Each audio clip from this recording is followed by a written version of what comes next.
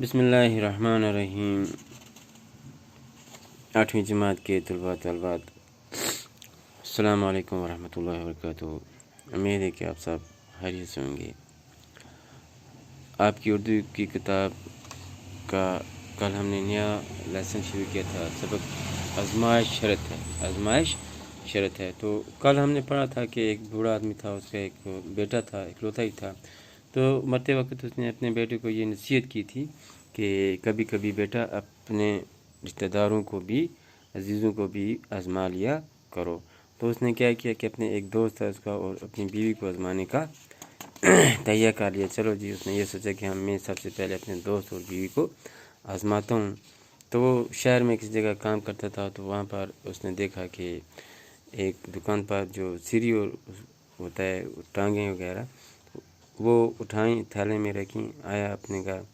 تھوڑا اندھیرا تھا، رات تھی، تو اپنے بیوی کو تھوڑا ڈراؤنی آواز سے اس نے کہا کہ روشنی نہیں جلانا اور کدال لے آنا۔ اس نے اپنے سین میں ایک قبر جیسا گڑھا کھودا اور اس میں اس سیری کو ڈالا اور خود سو گیا۔ خود تو سو گیا، لیکن بیوی جو تھی اس کو صبح تک نیند نہ آئی۔ تو اس کے بعد صبح جب وہ چلا گیا کام پر، تو اس کا دوست آیا، تو اس کے دوست نے دیکھا کہ اس کی بیوی کے جو چہرے پر جو ہوائیں اڑی ہوئی ہیں، تو اس نے دیکھا کہ آنکھیں لال ہیں۔ تو اس نے پوچھا اپنی بیوی سے کہ کیا بات ہے؟ تو اس نے روتے ہوئے کہا کہ آگے کیا اس نے روتے ہوئے اپنی رات کی کہانی سنائی، اور آگے اب سٹارٹ کرتے ہیں۔ یہ سنن تھا کہ نوجوان کی بیوی پھوٹ پھوٹ کر رونے لگی اور اس سے التجا کرنے لگی کہ بھیا، تم ہی اپنے دوست کو بچا سکتے ہو۔ اس نے کہیں جا کر اپنے کسی پرانے دشمن کو قتل کر دیا ہے اور اس کا سر کاٹ لایا ہے، جو رات کو اندھیرے میں ہم دونوں نے گڑھا کھود کر آنگن میں چھپا دیا ہے۔ سرکاری مخبر نے ہاتھون کو دلاسا دیا کہ گھبرانے کی کوئی بات نہیں، اور الٹے پاؤں اپنے دوست کی تلاش میں جا نکلا۔ اتفاق سے کچھ دن پہلے شہر میں قتل کی ایک ایسی واردات ہوئی تھی جہاں کوئی قاتل مقتول کا سر کاٹ کر لے گیا تھا۔ مقتول کے وارث کھاتے پیتے لوگ تھے۔ انہوں نے قاتل کا سراغ لگانے والے کو نقد انعام دینے کی منادی کر دی، اور پولیس بھی قاتل کی تلاش کرنے میں سرگرم تھی۔ ادھر سرکاری مخبر کو جب اس بات کا علم ہوا تو اسے یقین ہو چلا کہ ہو نہ ہو یہ کام اس کے دوست نے کیا ہے۔ دوستی کا رشتہ کیا ہوتا ہے، یہ بات اس نے کبھی سوچی نہ تھی۔ چنانچہ اس نے اپنے فرائض، منصبی اور انعام کے لالچ میں پولیس کو خبر کر دی، اور پولیس کے عملے کو لے کر اپنے دوست کے گھر کی طرف روانہ ہوا۔ راستے میں اس نے اپنے دوست کو گھر کی طرف جاتے ہوئے دیکھا، تو اس نے پولیس کے عملے کو قاتل کی نشاندہی کراتے ہوئے یہ درخواست کی کہ وہ اپنے دوست کا سامنا کرنے کی اذیت سے بچائے۔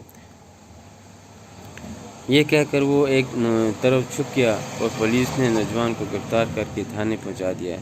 تھاندار اشتہاری ملزم کو دیکھ کر خوشی سے پھولا نہیں سماتا تھا، اور اس نے فوری طور پر تفتیشی عملے کو ملزم سے اقبال جرم کروا کر مقتول کا سر اور آلات قتل وغیرہ برآمد کرنے کا حکم دیا۔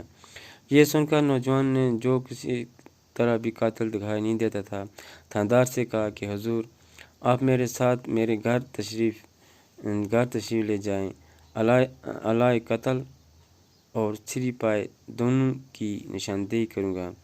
تھاندار نوجوان کے منہ پر ایک زوردار تھپڑ رسید کرتے ہوئے گرجا وضاح کرتے ہوئے نوجوان نے دل برداشتہ لہجے میں جواب دیا، جناب میں مذاق نہیں کر رہا ہوں، آپ مجھے میرے گھر تو لے چلیے۔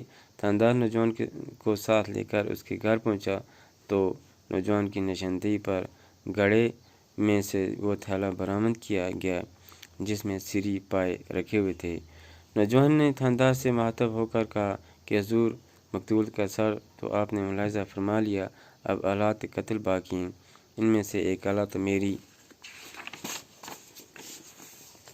میری بیوی ہے، جسے آزمانے کے لیے میں نے یہ ڈھونگ رچایا، اور دوسرا آلہ آپ کا وہ مخبر جسے آزمائے بغیر میں نے دوست بنایا تھا۔ اب تھاندار سمجھ گیا کہ یہ سارا قصہ محض آزمائش کا تھا۔ تو انشاءاللہ کل ہم اس کو ایکسرسائز کریں گے۔ اللہ حافظ۔